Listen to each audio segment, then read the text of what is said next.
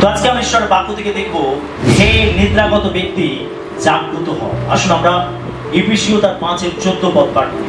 এই জন্য উক্ত আছে, হে নিদ্রাগত ব্যক্তি জাগ্রত হও এবং মৃতগণের মধ্য হইতে ওঠো, তাহাতে খ্রিস্ট তোমার উপরে আলোক উদয় করিবেন। এখানে আমরা দেখতে পাই বলা হচ্ছে যে হে নিদ্রাগত ব্যক্তি জাগ্রত হও। এখানে নিদ্রাগত ব্যক্তি বলতে ঘুমিয়ে থাকা, যে ঘুমিয়ে আছে তাকে জেগে উঠতে বলা হচ্ছে। এখানে বলছে মৃতগণের মধ্য হইতে উঠো। এখানে সেই মৃতদেরকে বলা হচ্ছে যারা আত্মাতে মৃত। বলছে যারা ঘুমিয়ে আছো তারা জেগে ওঠো, যারা আত্মাতে মৃত আছো তারা জেগে ওঠো। বলছে তাতে খ্রিস্ট তোমার উপরে আলোক উদয় করিবেন। নিদ্রাগত ব্যক্তি বলতে বোঝায় মৃত খ্রিস্ট বিশ্বাসী, যারা আত্মাতে মৃত। বাহ্যিক ভাবে দেখে মনে হচ্ছে ঠিক আছে, বাহ্যিক ভাবে দেখে মনে হচ্ছে কর্মঠ আছে, সুস্থ আছে, সামর্থ্য আছে, সবকিছু ঠিক আছে বাহ্যিক ভাবে, কিন্তু আত্মাতে মৃত। তার আত্মিক জীবন মৃত, সে আত্মাতে মারা গেছে, তার আত্মা ঝিমিয়ে পড়েছে। আর এই রকম ধরনের ব্যক্তিদেরকে তাদের উদ্দেশ্যে বলা হচ্ছে হে নিদ্রাগত ব্যক্তি জাগ্রত হও। আমরা এখানে দেখবো যে নিদ্রাগত ব্যক্তি বলতে ঠিক কি বোঝায়। আপনার আত্মিক জীবনে যদি ঘুমিয়ে পড়েন তাহলে শয়তান আপনাকে বন্দী করে ফেলবে এবং আপনি আপনার আত্মিক শক্তি হারিয়ে ফেলবেন। যদি আপনি আত্মিক জীবনে ঘুমিয়ে পড়েন, যদি আপনি আত্মিক জীবনে ঝিমিয়ে পড়েন, তাহলে শয়তান আপনাকে বন্দী করে ফেলবে এবং আপনার আত্মিক শক্তি আপনি হারিয়ে ফেলবেন। আজ আমরা অনেক বিশ্বাসী আছি যারা এইভাবে শয়তানের কাছে বন্দী হয়ে গেছে। আমাদের আত্মিক জীবন শিথিল হয়ে যাওয়ার জন্য, আমরা আত্মিকভাবে ঘুমিয়ে পড়ার জন্য অনেক খ্রিস্ট বিশ্বাসী রয়েছেন যারা শয়তানের কাছে বন্দী হয়ে রয়েছেন এবং তারা আত্মিক আশীর্বাদকে হারিয়ে ফেলছেন। আমরা বিচার কর্তৃগণের বিবরণ দেখি 16 অধ্যায় 19 এবং 20 পদ। পরে সে আপনার জানুর উপরে তাহাকে নিদ্রিত করিল এবং একজনকে ডাকাইয়া তাহার মস্তকে 7 গুচ্ছ কেশ খৌড়ি করাইল। এইরূপে সে তাহাকে ক্লেশ দিতে আরম্ভ করিল, আর তাহার বল তাহাকে ছাড়িয়া গেল। পরে সে কহিল, হে শিমশোন, ফলিষ্টিয়েরা তোমাকে ধরিল। তখন তিনি নিদ্রা হইতে জাগরিত হইয়া কহিলেন, অন্যান্য সময়ের ন্যায় বাহিরে গিয়া গা ঝাড়া দিব, কিন্তু সদাপ্রভু যে তাহাকে ত্যাগ করিয়াছেন তাহা তিনি বুঝিলেন না। দেখুন এখানে কি সুন্দর ঘটনা রয়েছে। যদি আপনি আপনার আত্মিক জীবনে ঘুমিয়ে পড়েন, যদি আত্মিক জীবনে আপনি শিথিল হয়ে যান, তাহলে শয়তান আপনাকে বন্দী করে ফেলবে এবং আপনি আপনার জীবনে আত্মিক শক্তি, আত্মিক আশীর্বাদকে হারিয়ে ফেলবেন। আমরা শিমশনকে দেখতে পাই। শিমশন যার মধ্যে প্রচন্ড শক্তি ছিল, এক অলৌকিক শক্তিধারী মানুষ ছিলেন। ঈশ্বর তাকে এই শক্তি দান করেছিলেন। তার শক্তি ছিল তার চুলের মধ্যে। ঈশ্বর তাকে এই শক্তি দিয়ে এই পৃথিবীতে তাকে পাঠিয়েছিলেন। তার জীবনে ঈশ্বরের উদ্দেশ্য ছিল যেন ইসরায়েলীদেরকে বন্দী দশা থেকে মুক্ত করতে পারে। কিন্তু এই শিমশন সে দলিলা নামে একজন স্ত্রীলোককে ভালোবেসে ফেলেছিল। শিমশন কথার অর্থ হচ্ছে সূর্যের মতো তেজ, সূর্যের মতো তেজ। কিন্তু সে দলিলাকে ভালোবেসে ফেলেছিল। দলিলা কথার অর্থ হচ্ছে ক্ষীণ, দুর্বল, যার মধ্যে সূর্যের মতো তেজ ছিল। যে অলৌকিক শক্তিধারী ব্যক্তি, সে ভালোবেসে ফেলেছে কাকে? ক্ষীণকে। ভালোবেসেছে কাকে? দুর্বলকে। আর এই দলিলা সে ফলিষ্টিয়দের সঙ্গে চুক্তি পরামর্শ করেছিল। ফলিষ্টিয়রা তাকে টাকার লোভ দেখিয়েছিল। তারা জানতে চেয়েছিল যে শিমশনের এই শক্তির উৎস কি, কোথা থেকে এই শক্তি সে পায়। তুমি আমাদেরকে এটা জানিয়ে দাও, তাহলে আমরা তোমাকে অনেক সোনার রূপ দেব। তো এই দলিলা সে কি করেছিল? এই টাকার বিনিময়ে শিমশনের কাছ থেকে ফুসলে ফাসলে শিমশনের কাছ থেকে তার শক্তির রহস্য জেনে নিয়েছিল। সে জেনে নিয়েছিল যে তার চুলের মধ্যে তার অলৌকিক শক্তির রহস্য রয়েছে। ঈশ্বর তাকে ছোট থেকেই, জন্ম থেকেই তার চুল কাটতে বারণ করেছিলেন। সে ছিল নাসারীয়। ঈশ্বর তাকে নাসারীয় ব্যবস্থা পালন করতে বলেছিলেন। সে তার মাথায় খুর লাগাতে পারবে না, চুল কাটতে পারবে না। তার চুল যত বড় হয়েছিল আর সে তত বেশি শক্তিশালী হয়েছিল। তার জন্ম থেকে তার মাথার চুল খৌরি করা হয়নি বা কাটা হয়নি। ঈশ্বর তিনি তার বাবা মাকে বলেছিলেন যেন তারা জন্ম থেকে তাকে চুল না কাটে। তার চুলের মধ্যেই থাকবে অলৌকিক শক্তি। তার চুল যত বড় হয়েছিল তার শক্তি তত বৃদ্ধি পেয়েছিল। যখন দলিলা জানতে পারলো যে তার চুলের মধ্যে শক্তি রয়েছে, তখন সে পলিষ্টীয়দেরকে গিয়ে জানিয়ে দিল। যখন পলিষ্টীয়দেরকে জানালো, আর তখন তারা চক্রান্ত করেছে যে কিভাবে তাকে বন্দী করা যায় এবং তার মাথার চুলকে কেটে ফেলা যায়। তখন দলিলা কি করলো, শিমশনকে সে প্রেমের ছলে, ভালোবাসার ছলে তাকে ঘুম পাড়িয়ে দিল। আর যখন সে ঘুমিয়ে পড়লো, আর তখন পলিষ্টীয়রা এসে তার হাত পা বেঁধে তার মাথার চুল কেটে দিল। যখন শিমশনের ঘুম ভেঙে গেছে, তখন দেখছে পলিষ্টীয়রা তাকে, অনেকজন তাকে চাপড়ে ধরে রয়েছে। শিমশন ভাবছে আমার দেহে অনেক শক্তি আছে, আর আমি বাইরে যাব আর গা ঝাড়া দেব, তারা ছিটকে পড়ে যাবে। এর আগে সে 1000 পলিষ্টীয়কে সে একাই যুদ্ধ করে তাদেরকে বধ করেছিল। সে গাধার চোয়াল নিয়ে তাদের সঙ্গে যুদ্ধ করে তাদেরকে বধ করেছিল। 1000 মানুষের সঙ্গে লড়াই করা তার কাছে কোনো ব্যাপার না।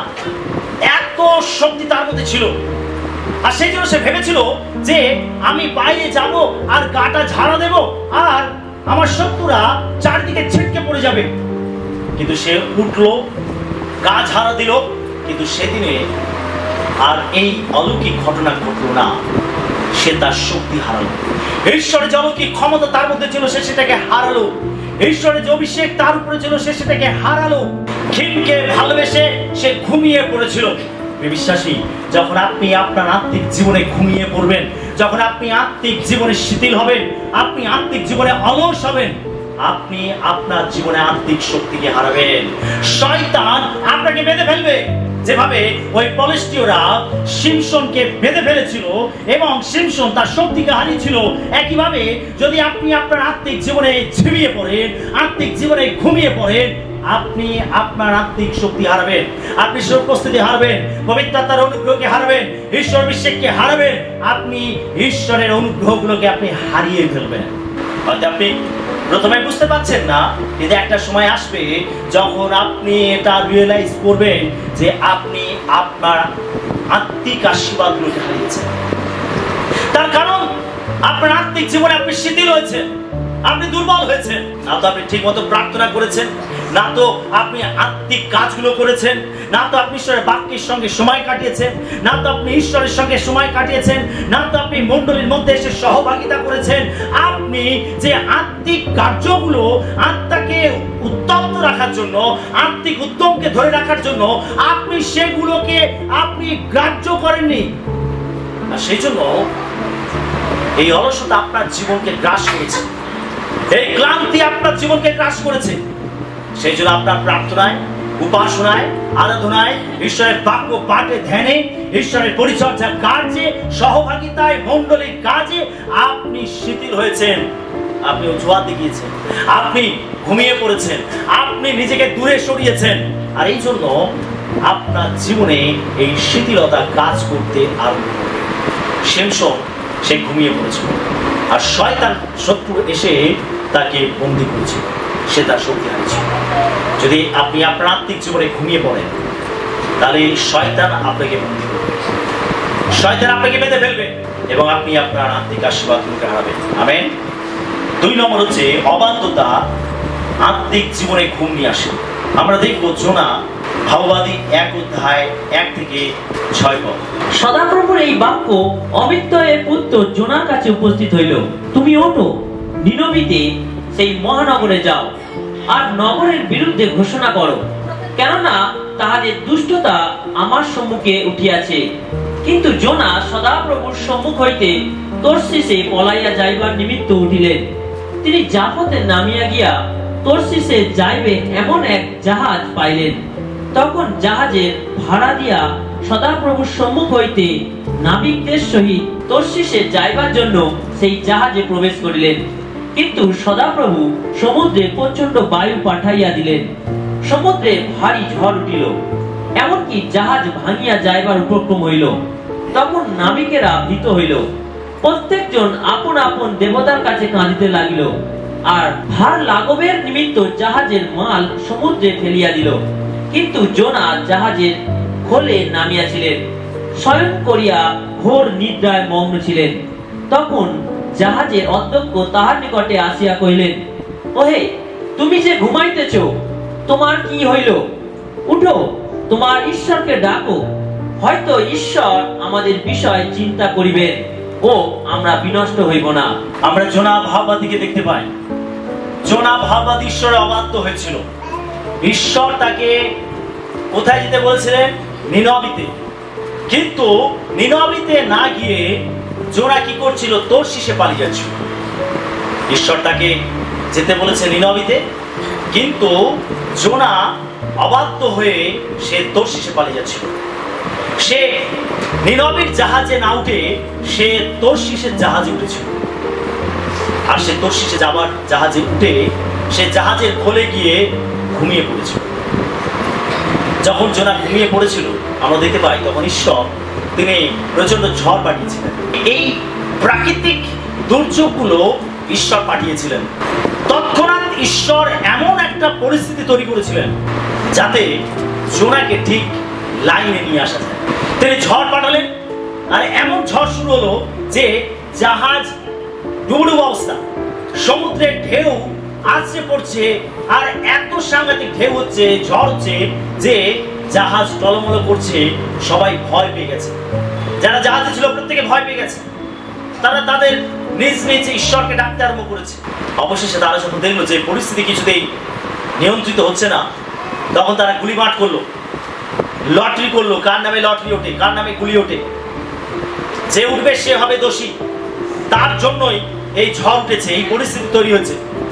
যখন সবাই গুলিবাট করলো, তখন জোনার নামে গুলি উঠলো, আর জোনাকে ডাকছে, আরে তুমি ঘুমোচ্ছ এখানে, দেখো এত ঝড়, এই প্রাকৃতিক দুর্যোগ, আর তুমি কিভাবে ঘুমোচ্ছ? যখন জোনা নামে গুলি উঠলো, তখন জোনাকে কি করলো? তারা সমুদ্রের মধ্যে ফেলে দিল। তোমার জন্য এই ঝড় উঠেছে, তুমি এর জন্য দায়ী, তুমি নিশ্চয় কোনো অধর্ম করেছো। সত্যি লোকেরা ঠিকই বলেছে, সে ঈশ্বর অবাধ্য হয়েছিল। সে নিনবিতে না গিয়ে তর্শিসে পালিয়ে যাচ্ছিল, আর সেই জন্য জোনা নামে গুলি উঠেছিল। ঈশ্বর ঝড় পাঠিয়েছিলেন, আমরা দেখতে পাই। এবং যখন তারা গুলিমার করেছিল, জোনা নামেই গুলি উঠেছিল। যখন তাকে সমুদ্রে ফেলে দেওয়া হয়েছিল, তখন ঈশ্বর একটি মাছকে পাঠিয়েছিলেন, এবং সেই মাছ তাকে গিলে নিয়েছিল এবং তাকে নিয়ে কোথায় উগলে দিয়েছিল? নিনবে। আমরা দেখতে পাই যে জোনা অবাধ্য হয়েছিল, আর এই অবাধ্যতা হওয়ার জন্য সে ঘুমিয়ে পড়েছিল। মানে অবাধ্যতা আমাদের জীবনে, আত্মিক জীবনে ঘুম নিয়ে আসে। যখন আপনি ঈশ্বরের বাক্যতে চলবেন, আপনি তখন আত্মাতে উত্তপ্ত থাকবেন। যখন আপনি বাধ্যতায় জীবনযাপন করবেন, ঈশ্বরের বাক্যতে জীবনযাপন করবেন, তখন আপনার মধ্যে ঈশ্বরের প্রতি প্রেম সতেজ থাকবে, আপনি আত্মাতে সঞ্জীবিত থাকবেন। কিন্তু যখন আপনি ঈশ্বরের অবাধ্য হবেন, ঈশ্বরের বাক্যকে লঙ্ঘন করবেন, আর তখন আপনার আত্মিক জীবনে কি নেমে আসবে? শিথিলতা নেমে আসবে, আপনার আত্মিক জীবনে দুর্বলতা নেমে আসবে, আপনার জীবনে অলসতা গ্রাস করবে। এখানে অবাধ্যতা ঘুম নিয়ে আসে মানে হচ্ছে আপনার জীবনে অলসতা, দুর্বলতা নিয়ে আসবে, যাতে আপনি সেই উদ্যমকে হারান, যাতে আপনি ঈশ্বর সেই উপস্থিতিকে হারান, যাতে আপনি ঈশ্বর সেই সান্নিধ্যকে হারান। জোনা অবাধ্য হয়েছিল এবং সে ঘুমিয়ে পড়েছিল। যেমন অবাধ্যতা আপনার জীবনে আত্মিক শিথিলতা নিয়ে আসবে। সেটা আমাদের ঈশ্বরের বাক্যতে চলতে হবে, ঈশ্বরের বাক্যতে আমাদের ঈশ্বরের বাক্য মতো জীবনযাপন করতে হবে। যদি আমরা ঈশ্বরের বাক্যতে ঠিকভাবে না চলি, আমরা যদি অবাধ্য হই, আমাদের জীবনে, আমাদের আত্মিক জীবনে আমরা দুর্বল হব, আমরা অলস হব, আমরা প্রার্থনায় উৎসাহ পাবো না, আরাধনায় উৎসাহ পাবো না, ঈশ্বরের সেবাতে উৎসাহ পাবো না।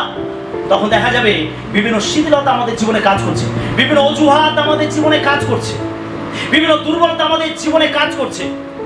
কিন্তু যদি আমরা বাধ্যতায় চলি, যদি আমরা বাধ্যতায় চলি, বাধ্যতা আমাদের আত্মিক জীবনকে আমাদেরকে সতেজ রাখে, সবল রাখে, সক্রিয় রাখে।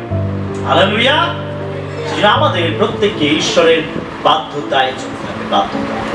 যদি দেখছেন আপনার আত্মিক জীবনে শিথিলতা কাজ করছে, আপনার প্রার্থনায় আগ্রহ কমে যাচ্ছে, ঈশ্বরের সেবায় আগ্রহ কমে যাচ্ছে, তাহলে আপনাকে ভালো করে আপনার জীবনে তল্লাশি করতে হবে যে কোথায় আপনি অবাধ্য হয়েছেন, কোথায় কোথায় আপনি তার বাক্যকে লঙ্ঘন করেছেন, কোথায় আপনি তাকে দুঃখ দিয়েছেন। ঈশ্বর অবশ্যই আপনাকে দেখতে সাহায্য করবেন, এবং যদি প্রভু আপনাকে দেখতে সাহায্য করেছেন, আপনাকে অনুতাপ করে পাপ স্বীকার করে আবার ঈশ্বরের কাছে ফিরে আসতে হবে। যত তাড়াতাড়ি ফিরে আসবেন তত আপনার জীবনে মঙ্গল, আর যত দেরি করবেন আর ততই ঈশ্বর আপনার জীবনে কঠিন পরিস্থিতি নিয়ে আসবেন, যেভাবে জোনার জীবনে এনেছিলেন। আমরা দেখতে পাই জোনা যখন অবাধ্য হয়েছিল এবং সে অন্যদিকে চলে যাচ্ছিল, ঈশ্বর তাকে ঠিক জায়গাতে নিয়ে আসার জন্য, ঠিক পথে ফিরিয়ে আনার জন্য তিনি কি পাঠালেন? ঝড় পাঠালেন। যদি আপনি ঈশ্বরের অবাধ্য হয়ে আপনি ভুল দিকে যাচ্ছেন, ঈশ্বরের পরিকল্পনা তো সেটা নয়। আপনি যেদিকে যাচ্ছেন, যে কাজটি করছেন, যে সিদ্ধান্ত নিয়েছেন, যে পরিকল্পনা আপনি করেছেন, সেটাতে ঈশ্বরের ইচ্ছা নেই, কিন্তু আপনি ঈশ্বরের অবাধ্য হয়ে আপনি আপনার মনোমতে পথে হেঁটেছেন। ঈশ্বর আপনাকে ফেরানোর জন্য কি করবেন? আপনার জীবনে চ্যালেঞ্জ নিয়ে আসবেন, আপনার জীবনে তিনি ঝড় পাঠাবেন, যাতে আপনি বাধাপ্রাপ্ত হন, আপনি থেমে যান এবং সেই ঝড়ের মধ্যে পড়ে আপনি ঈশ্বরকে স্মরণ করেন। কেন প্রভু এই ঝড়? কেন এই সমস্যা? কেন এই কষ্ট? কেন এই দুঃখ? কেন? তখন প্রভু আপনাকে বোঝাবেন যে তুমি আমার কথা মতো চলছো না। প্রভু আপনাকে বোঝাবেন যে তুমি ভুল দিকে চলছো, তুমি ভুল পথে হাঁটছো, তুমি ফিরে এসো। আমি তোমার জন্য যে পথ রেখেছি, আমি তোমার জন্য যে লক্ষ্য রেখেছি, আমি তোমার জন্য যে সংকল্প পরিকল্পনা করেছি, তুমি সেখানে ফিরে এসো। ঈশ্বর তিনি আমাদেরকে ঠিক জায়গাতে ফিরে নিয়ে আসবেন। Amen, hallelujah. সেজন্য আমাদের সবসময় ঈশ্বরের বাধ্যতায় চলতে হবে। যদি আমরা বাধ্যতায় চলি, তাহলে ঈশ্বর আমাদের জীবনে এই সমস্ত ঝড়গুলোকে আসতে দেবেন না, এই সমস্ত পরীক্ষাগুলোকে আসতে দেবেন না, বরং তিনি আমাদেরকে আরো ব্যবহার করবেন, আমাদেরকে আশীর্বাদযুক্ত করবেন, এবং তিনি আমাদের দ্বারা তার নামকে মহিমান্বিত করবেন। আমেন। 3 নম্বর পয়েন্ট আমরা দেখব, আত্মিক জীবনে ঘুমিয়ে পড়লে আপনার প্রার্থনাশীল জীবন দুর্বল হয়ে পড়বে। আমরা মধ্যলিখিত সুসমাচার তার 26 অধ্যায় 39 থেকে 43 পদ পাঠ করি। আমরা শিষ্যদের জীবন দেখি যে তারা ঘুমিয়ে পড়েছিল এবং তারা প্রার্থনায় দুর্বল হয়েছিল। পরে তিনি কিঞ্চিত অগ্রে গিয়া উবুর হইয়া পড়িয়া প্রার্থনা করিয়া কহিলেন, হে আমার পিতা, যদি হইতে পারে তবে এই পানপাত্র আমার নিকট হইতে দূরে যাও, তথাপি আমার ইচ্ছা মতো না হোক, তোমার ইচ্ছা মতো হোক।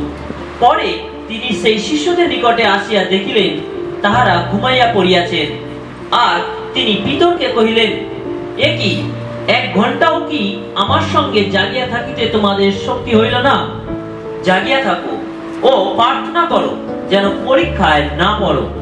আত্মা ইচ্ছুক বটে, কিন্তু মাংস দুর্বল। পুনশ্চ তিনি দ্বিতীয়বার গিয়া এই প্রার্থনা করিলেন, হে আমার পিতা, আমি পান না করিলে যদি ইহা দূরে যাইতে না পারে, তবে তোমার ইচ্ছা সিদ্ধ হোক। পরে তিনি আবার আসিয়া দেখিলেন তাহারা ঘুমাইয়া পড়িয়াছেন, কেননা তাহাদের চক্ষু ভারী হইয়া পড়িয়াছিল।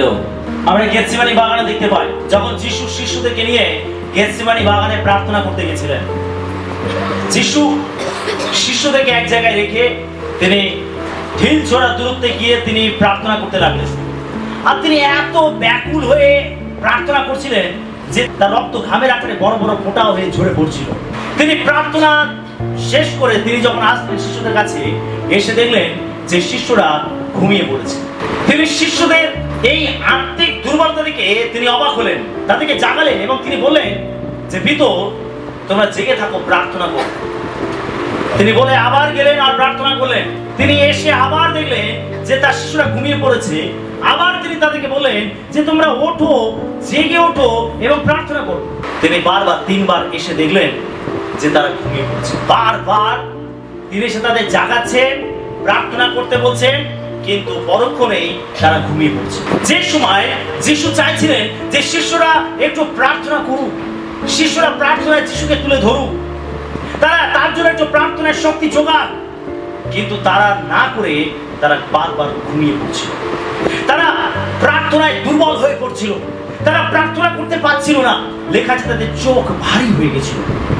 অনেক সময় আমরা যখন আত্মিক জীবনে ঘুমিয়ে পড়ি, তখন আমাদের চোখ ভারী হয়ে যায়, আমরা প্রার্থনার শক্তি হারিয়ে ফেলি। অনেকেই রয়েছে যারা প্রার্থনা করতে পারে না, প্রার্থনা করার সময় তারা দুর্বল, প্রার্থনা করাতে তাদের অনেক কষ্ট। যেখানে আমরা গেলে শক্তি পাবো, যেখানে গেলে আমরা শক্তি লাভ করব, আমরা সেই জায়গাটাতেই সময় কাটাই না, আমরা সেই জায়গাটাতেই দুর্বল। আমরা প্রত্যেকেই জানি, আমরা বহু প্রচার শুনেছি, আমরা বহু শিক্ষা লাভ করেছি প্রার্থনা সম্বন্ধে, কিন্তু আমরা বহু বিশ্বাসী আছি, আমরা প্রার্থনায় অবহেলা করি। তার কারণ আমরা আত্মিক জীবনে ঘুমিয়ে পড়েছি, আর সেই জন্য আমরা প্রার্থনায় দুর্বল। আমাদের প্রার্থনায় যথেষ্ট সময় কাটানোর প্রয়োজন আছে। আপনি যত বেশি প্রার্থনার সময় কাটাবেন, আপনার আত্মিক জীবন তত মজবুত হবে, আপনি শক্তি লাভ করবেন, আপনি আত্মাতে উদ্দীপিত হবেন, আপনার আত্মিক জীবন বলিষ্ঠ হবে। সেজন্য আমাদের দরকার প্রার্থনা করা, প্রার্থনা করা। যদি আপনি ঘুমিয়ে পড়েন আত্মিক জীবনে, তাহলে আপনি প্রার্থনা করতে পারবেন না। শিষ্যরা বারবার ঘুমিয়ে পড়ছিল, তারা প্রার্থনা করতে পারছিল না। অনেকে রয়েছেন যারা ভোরবেলা উঠে প্রার্থনা করেন, অনেকে আছেন যারা রাত্রেবেলা প্রার্থনা করেন, অনেকে আছেন যারা সকালবেলা প্রার্থনা করেন, অনেকে আছেন যারা দুপুরবেলা প্রার্থনা করেন। যার যেমন সুবিধে, যে সময়টা সুবিধে, আপনি সেই সময় প্রার্থনা করতে পারেন। এটাতে কিছু যায় আসে না, আপনি কখন প্রার্থনা করছেন এটাতে কিছু যায় আসে না। আপনি যে কোনো সময় প্রার্থনা করতে পারেন, কিন্তু আপনি প্রার্থনা করুন, প্রার্থনা করুন। আপনি যদি আত্মিক জীবনে ঘুমিয়ে পড়েন, যদি আপনি কোনো পাপেতে মগ্ন হন, যদি আপনি অবাধ্য হন, যদি আপনি আত্মিক জীবনে শিথিল অলস হন, তাহলে আপনি প্রার্থনা করার শক্তিও হারাবেন, প্রার্থনা করার আপনার আগ্রহ থাকবে না। আপনি দেখবেন প্রার্থনায় বসে আপনার মধ্যে ক্লান্তি, শারীরিক ক্লান্তি, আপনার হাই উঠছে, আপনার অলস বোধ হচ্ছে, আপনার ঘুমোতে ইচ্ছা করছে, আপনার চোখ বন্ধ হয়ে আসছে। এগুলো হচ্ছে আত্মিক শিথিলতা, অর্থাৎ আপনি আপনার আত্মিক জীবনে আপনি দুর্বল হয়ে গেছেন। আর সেই জন্য তার বহিঃপ্রকাশ যে আপনার প্রার্থনার প্রতি অনীহা। হতে পারে শয়তান আপনার জীবনে কাজ করছে, আপনি শয়তানকে আপনার জীবনে আসার জন্য দরজা খুলে দিয়েছেন। হতে পারে আপনি স্বয়ং অবাধ্য হয়েছেন, হতে পারে আপনি কোনো জাগতিক বিষয়ে আসক্ত হয়েছেন, আপনি হতে পারে কোনো পাপেতে আসক্ত হয়েছেন। আর সেই জন্য আপনার প্রার্থনার প্রতি মন আপনি হারিয়ে ফেলেছেন, উদ্যমকে হারিয়ে ফেলেছেন, আর আপনি আত্মিক জীবনে ঘুমিয়ে পড়েছেন, আর তাই আপনি প্রার্থনা করতে পারছেন না। সেটা বাইবেল বলছে, হে নিদ্রাগত ব্যক্তি, জাগ্রত হও, জেগে ওঠো, তুমি জেগে ওঠো, তোমার আত্মিক জীবনে তুমি জেগে ওঠো। যদি আপনি জেগে ওঠেন, তাহলে আপনি প্রার্থনা করতে পারবেন। প্রার্থনা করার জন্য আপনার শক্তি থাকবে, প্রার্থনা করার জন্য আপনার আগ্রহ থাকবে, ইচ্ছা থাকবে। আর আপনি যত বেশি প্রার্থনা করবেন, তত বেশি আপনি আত্মিকভাবে শক্তিযুক্ত হবেন। Amen, hallelujah. 4 নম্বর বিষয় আমরা দেখব, আপনি আত্মিক জীবনে ঘুমিয়ে পড়লে পরীক্ষায় পড়বেন এবং পরাজিত হবেন। আমরা মধ্যলিখিত সুসমাচার 26:41 পদ পাঠ করি। জাগিয়া থাকো ও প্রার্থনা করো, যেন পরীক্ষায় না পড়ো। আত্মা ইচ্ছুক বটে, কিন্তু মাংস দুর্বল। যিশু বলছেন, জেগে থাকো, প্রার্থনা করো, যেন পরীক্ষায় না পড়ো। যদি আপনি এখানে জেগে থাকার অর্থ আপনি প্রার্থনায় রত থাকুন। যদি আপনি প্রার্থনায় রত থাকেন, আপনি প্রার্থনায় জেগে থাকেন, তাহলে আপনার জীবনে পরীক্ষা আসবে, কিন্তু পরীক্ষায় আপনি জয়লাভ করবেন। শুনে নিন, একজন বিশ্বাসীর জীবনে পরীক্ষা আসবে, আর একজন অবিশ্বাসীর জীবনে পরীক্ষা আসবে। কিন্তু পার্থক্য কোথায়? বিশ্বাসীর জীবনে পরীক্ষা আসবে, সে প্রার্থনা করবে এবং সেই পরীক্ষায় সে জয়লাভ করবে। হালেলুয়া। কিন্তু একজন অবিশ্বাসী, তার জীবনে পরীক্ষা আসবে আর সে সেই পরীক্ষায় পরাজিত হবে। দেখুন, পরীক্ষায় পড়াটা পাপ নয়, কিন্তু পরীক্ষায় পড়ে হেরে যাওয়া, পরাজিত হওয়া হচ্ছে পাপ। যিশু পরীক্ষায় পড়েছিলেন, শয়তান যিশুকেও পরীক্ষা নিয়েছিল, কিন্তু যিশু পরীক্ষায় পড়ে পরাজিত হননি, হেরে যাননি, বরং তিনি পরীক্ষায় পড়ে শয়তানকে পরাজিত করেছিলেন এবং তিনি বিজয়ী হয়েছেন। হালেলুয়া। একইভাবে আমাদের জেনে রাখতে হবে, পরীক্ষায় পড়াটা পাপ নয়, কিন্তু পরীক্ষায় পড়ে ফেল করা, পরীক্ষায় পড়ে পরাজিত হওয়াই হচ্ছে পাপ। যদি যিশু ওই শয়তান যখন পরীক্ষা নিচ্ছিল, সেই সময় তিনি যদি পরীক্ষায় হেরে যেতেন, তাহলে যিশু একজন পরিত্রাতা হতে পারতেন না। কিন্তু তিনি পরীক্ষায় উত্তীর্ণ হয়েছেন, তিনি শয়তানকে পরাজিত করেছেন। গেতসেমানি বাগানে তিনি একই শিক্ষা দিচ্ছেন শিষ্যদেরকে, জেগে থাকো, প্রার্থনা করো যেন পরীক্ষায় না পড়ো। তারপরে আপনি প্রার্থনা যদি না করেন, প্রথমত আপনি পরীক্ষায় পড়বেন এবং দ্বিতীয়ত আপনি সেই পরীক্ষায় পড়ে পরাজিত হবেন। আমেন। শুনছি সকলে হালেলুয়া। সেই জন্য সব থেকে ভালো উপায় হচ্ছে আমাদের প্রার্থনা করা। যদি আমরা প্রার্থনা করি, তাহলে পরীক্ষা আসলেও আমাদের মধ্যে একটা নিশ্চয়তা থাকবে যে আমি এই পরীক্ষার উপরে বিজয় লাভ করবো। Amen, hallelujah. তাই আপনাকে প্রার্থনায় জেগে থাকতে হবে, প্রার্থনায় জেগে থাকতে হবে। দেখুন, শিষ্যরা ঘুমিয়ে পড়ছিল, তারা প্রার্থনা না করে ঘুমিয়ে পড়ছিল, পরীক্ষা অবশেষে উপস্থিত হয়েছিল। শত্রুরা দল বেঁধে এসেছিল যিশুকে ধরতে। যখন তারা যিশুকে বন্দী করলো, শিষ্যরা ভয়তে যে যার মতো পালিয়ে গেল। তারা পরীক্ষায় বললো, তারা পরাজিত হলো। তারা কথা দিয়েছিল যিশুকে, কি কথা দিয়েছিল? যিশু, আপনার সঙ্গে আমরা মরতেও প্রস্তুত আছি, তবু আপনাকে অস্বীকার করব না। যখন পরীক্ষা আসলো, তারা তাদের কথা রাখতে পেরেছিল? ফেল করেছিল। তারা পরাজিত হয়েছিল পরীক্ষার মধ্যে পড়ে। যদি তারা জেগে থাকতো, যদি তারা প্রার্থনায় জেগে থাকতো, আর এই পরীক্ষা যখন আসতো, তাহলে নিশ্চয় তারা যিশুকে ছেড়ে পালিয়ে যেত না, ভয় তাদেরকে গ্রাস করতো না, তারা ছিন্ন ভিন্ন হয়ে যেত না, যে যার মতো গা ঢাকা দিত না। এই পরীক্ষায় তারা বিজয় লাভ করত। Amen, hallelujah. ভিতরের কাছে তো একটা ছোড়া ছিল, সে একটু সাহস দেখিয়েছিল।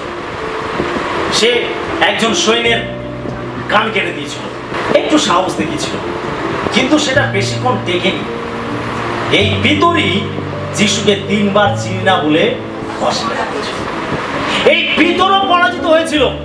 সে একটু সাহস দেখিয়েছিল, যেহেতু সে খুব ঘনিষ্ঠ ছিল, যিশুর কাছে কাছে থাকতো, যে কোনো বিষয় সে আগে আসতো, একটু সাহস দেখিয়েছিল, কিন্তু এটা টেকসই হয়নি, এটা আর টিকতে পারেনি। সে তার শক্তি দ্বারা এই পরীক্ষার উপরে জয়লাভ করতে চেয়েছিল। কিন্তু জেনে রাখো, মাংসের শক্তি দ্বারা আমরা আত্মিক শক্তিকে পরাজিত করতে পারি না। আমাদের আত্মিক শক্তিকে পরাজিত করতে হলে আমাদের দরকার আত্মিক শক্তি, যেটা ভিতরের মধ্যে ছিল না। যদি ভিতরও প্রার্থনা করতো, তাহলে তার মধ্যে আত্মিক শক্তি আসতো। Amen, hallelujah. আমরা জাগতিক শক্তি দিয়ে কোনো অন্ধকারের শক্তিকে আমরা পরাজিত করতে পারি না। যদি আমাদের অন্ধকারের শক্তিকে পরাজিত করতে হয়, যদি শয়তানকে পরাজিত করতে হয়, যদি দুষ্ট আত্মাকে পরাজিত করতে হয়, যদি অভাবের আত্মাকে পরাজিত করতে হয়, যদি রোগের আত্মাগুলোকে পরাজিত করতে হয়, যদি সমস্যার আত্মাগুলোকে পরাজিত করতে হয়, আমাদের বিরুদ্ধে আসা প্রত্যেকটা আত্মাকে পরাজিত করতে হয়, তাহলে আমাদের আত্মিক শক্তির প্রয়োজন আছে। আর এই আত্মিক শক্তি আসবে প্রার্থনার মাধ্যমে। আমেন। তাই আমাদের প্রার্থনায় জেগে থাকতে হবে। হালেলুয়া। 5 নম্বর বিষয় আমরা দেখব, আপনি যদি আত্মিক জীবনে ঘুমিয়ে পড়েন, তাহলে স্বর্গরাজ্যে প্রবেশ করতে পারবেন না। আমরা মথিলিখিত সুসমাচার তার 25 অধ্যায় 1 থেকে 6 পদ দেখি। তখন স্বর্গরাজ্য এমন 10টি কুমারীর তুল্য বলিতে হইবে, যাহারা আপন আপন প্রদীপ লইয়া বরের সহিত সাক্ষাৎ করিতে বাহির হইল। তাহাদের মধ্যে 5 জন নির্বুদ্ধি আর 5 জন সুবুদ্ধি ছিল। কারণ যাহারা নির্বুদ্ধি, তাহারা আপন আপন প্রদীপ লইল, সঙ্গে তৈল লইল না। কিন্তু সুবুদ্ধিরা আপন আপন প্রদীপের সহিত পাত্রে করিয়া তৈল লইল। আর বর বিলম্ব করাতে সকলে ঢুলিতে ঢুলিতে ঘুমাইয়া পড়িল। পরে মধ্যরাতে এই উচ্চ রব হইল, দেখো বর তাহার সহিত সাক্ষাৎ করিতে বাহির হও। আমরা এখানে দেখতে পাই যিশু 10 জন কুমারীর দৃষ্টান্ত দিয়েছিলেন। 10 জন কুমারী, আর এই 10 জনের মধ্যে 5 জনের তাদের প্রদীপে তেল ছিল, তারা পোশাক পরে প্রদীপে তেল নিয়ে তারা প্রস্তুত ছিল। আর 5 জন কুমারী তারা প্রস্তুত ছিল না। তারা এরকম ভাবে চিন্তা করেছিল যে বর আসতে এখন অনেক দেরি আছে, সেই জন্য তারা ঘুমিয়ে পড়েছিল। যখন মধ্যরাত, হঠাৎ চারদিকে বাজনা বাজছে, চারদিকে শোরগোল, আনন্দের ধুম পড়ে গেছে চারিদিকে। বর আসছে, বর আসছে। যখন বর আসছে তখন এই 5 জন কুমারী যারা ঘুমিয়ে পড়েছিল, যারা প্রদীপে তেল না নিয়ে তারা অপ্রস্তুত ছিল, তারা এই 5 জন কুমারীর কাছে গেল যারা প্রদীপে তেল দিয়ে প্রদীপ জেলে প্রস্তুত ছিল। তাদের কাছে কি বলছে, আমাদের একটু তেল ধার দাও। তখন এই 5 জন কুমারী বলছে, না আমাদের কাছে তেল হবে না, যদি আমরা তোমাদেরকে দেই তাহলে আমাদের অকুলান হবে, তোমরা বরং বাইরে যাও আর তেল কিনে নিয়ে এসো। বর এসে গেছে, আর সময় নেই। এই 5 জন কুমারী যারা প্রস্তুত ছিল তারা বরের সঙ্গে বিবাহ গৃহেতে প্রবেশ করল। কিন্তু এই 5 জন কুমারী তারা প্রস্তুত ছিল না বলে, তারা ঘুমিয়ে পড়েছিল বলে, দেখুন তারা বরের সঙ্গে বিবাহের অনুষ্ঠানে প্রবেশ করতে পারল না। যে সেই উপমার মধ্যে থেকে শিক্ষা দিচ্ছেন, যারা প্রস্তুত থাকবে তারাই স্বর্গ রাজ্যে প্রবেশ করতে পারবে। আমেন। যিশু আসছেন, তিনি মারানাথা, তিনি শীঘ্র আসছেন, তিনি দেরি করবেন না, তিনি আসবেন, তিনি এই জগতে ফিরে আসবেন। তিনি যখন কথা দিয়েছেন তিনি দ্বিতীয়বার এই জগতে ফিরে আসবেন। যখন তিনি ফিরে আসবেন তখন যারা প্রস্তুত থাকবে তারাই তার সঙ্গে সাক্ষাৎ করতে পারবে। যারা প্রস্তুত থাকবে তারাই তার সঙ্গে অনন্ত জীবনে, অনন্ত রাজ্যে প্রবেশ করবে। যারা প্রস্তুত থাকবে, যারা প্রস্তুত থাকবে না, যারা ভাবছে ও প্রভুর আসতে এখন অনেক দেরি আছে, অনেক দেরি আছে, সেই জন্য আমি একটু জগতের অন্তরাশে মেতে নেই, সেই জন্য আমি জগতের আনন্দ ফুর্তি করে নেই, সেই জন্য আমি একটু পাপ করে নেই, আমি একটু মাংস বিলাস পূরণ করে নেই, আরে আমি একটু বন্ধু বান্ধবদের সঙ্গে একটু আড্ডা মেরে নেই, আরে আমি একটু ঠাট্টা তামাশা করে নেই, আমি একটু জগতের মধ্যে হইহুল্লোড় করে নেই, আমি আমার ইচ্ছাগুলোকে পূরণ করে নেই। কি জানি আর কতদিন বাঁচবো। যারা ধার্মিক ব্যক্তি রয়েছে, যারা প্রভুকে ভালোবাসেন, তারা বলছেন, আরে কি করছো তুমি, কি করছো, প্রার্থনায় চলো, আর ঈশ্বরের কাছে চলো। কেউ কেউ বলছেন, আরে আমার এখন বয়স হয়নি, যখন আমার অনেক বয়স হবে তখন আমি ধর্ম কর্ম করবো, তখন আমি প্রভুকে ডাকবো, আরে এখন একটু এনজয় করে নেই। কিন্তু কখন প্রভু আসবেন আমরা কেউ জানি না, এবং কখন মৃত্যু আসবে সেটাও আমরা কেউ জানি না। Amen, hallelujah. একবার এক প্রচারক তিনি প্রচার করছিলেন একটা সভাতে যে যিশু আসছেন, তাড়াতাড়ি আসছেন, তোমরা তাড়াতাড়ি মন পরিবর্তন করে এবং যিশুকে গ্রহণ করো। এবং মৃত্যুর পরে রয়েছে শাস্তি। তো একজন যুবক সে বলছে যে যখন আমার বয়স হবে তখন আমি ওসব করব, এবং মৃত্যুর ঠিক আগের মুহূর্তে আমি যিশুকে গ্রহণ করে নেব। তো তখন সেই প্রচারক বলছে, আচ্ছা তুমি কি জানো তোমার মৃত্যু কখন হবে? তখন সেই যুবক বলছে, না তাই তো, আমি তো জানি না আমার মৃত্যু কখন হবে। তখন সেই প্রচারক বলছে, তাহলে তোমাকে এখনই যিশুকে গ্রহণ করতে হবে। হালেলুয়া। সেজন্য বাইবেল বলে অদ্যই পরিত্রাণ দিবস, অদ্যই সুপ্রসন্নতা দিবস। আজকের এখনই, বাইবেল কালকের কথা বলে না। আমেন। আজকের এখন, আজকের এখনই আমাদের জেগে উঠতে হবে, আজকের এখনই আমাদেরকে ঘুম ভাঙাতে হবে, আজকের এখনই আমাদের যিশুর কাছে ফিরে আসতে হবে, আজকের এখনই আমাদের মন পরিবর্তন করতে হবে।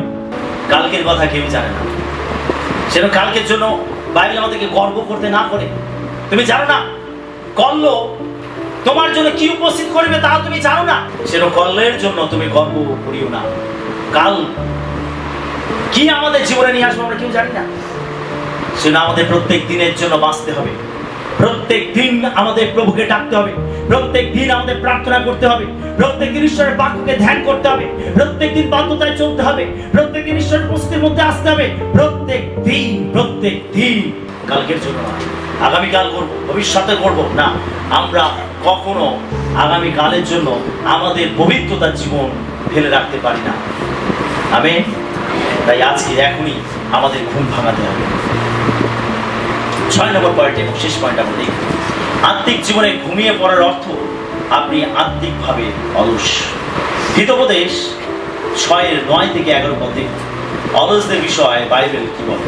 হে অলস, তুমি কতকাল শুইয়া থাকিবে? কখন নিদ্রা হইতে উঠিবে? আরেকটু নিদ্রা, আরেকটু তন্দা, আরেকটু শুইয়া হস্ত জড়সড় করিব। তাই তোমার দরিদ্রতা দস্যুর ন্যায় আসিবে, তোমার দৈন্যদশা ধারীর ন্যায় আসিবে। এখানে বাইবেল কি বলছে? অলসদেরকে কি বলছে? কার কাছ থেকে শিক্ষা নিতে? পিঁপড়ের কাছ থেকে। পিঁপড়ে কত ছোট একটি প্রাণী, কত ছোট প্রাণী, আর তার কাছ থেকে আমাদেরকে শিক্ষা নিতে বলছে। আমরা মানুষ, ঈশ্বর তিনি তার প্রতিমূর্তিতে আমাদেরকে বানিয়েছেন, তার সাদৃশ্যে আমাদেরকে বানিয়েছেন। আর এই মানুষ, তাকে শিক্ষা নিতে হবে পিপীলিকার কাছ থেকে, যে কথা বলতে পারে না, যার মধ্যে আত্মা নেই, তার কাছ থেকে শিক্ষা নিতে বলছে। তুমি বিশ্বাসী? এটা মানুষের জন্য লজ্জার বিষয়, এটা আমাদের কাছে লজ্জার বিষয়। অনেক সময় বিশ্বাসী জীবনে অলসতা কাজ করে। অলসতা আমাদের আত্মিক জীবন এক রকম থাকে না। এই জ্বলে উঠলাম, আবার এই ধুস করে নেমে গেলাম। যেই জ্বলে উঠলাম, ও কি আবেগ, কি উত্তেজনা, কি প্রার্থনা, কি উত্তম! কোনো প্রার্থনা বিষ নেই। যেতে যেতে ফোন করে কোথায় প্রার্থনা আছে, আরে কোথায় যেতে হবে বলো, কি করতে হবে বলো। আরে তখন কি, তখন ফুটছি, তখন জ্বলে উঠেছি যিশুর জন্য। কয়েকদিন যাওয়ার পরে ওই টায়ারের হাওয়া যখন বেরিয়ে যায়, ফুস, গাড়িটা বসে গেল। হ্যাঁ, গাড়ি স্টার্ট দেওয়া আছে, গাড়ি বলছে না যাবো না।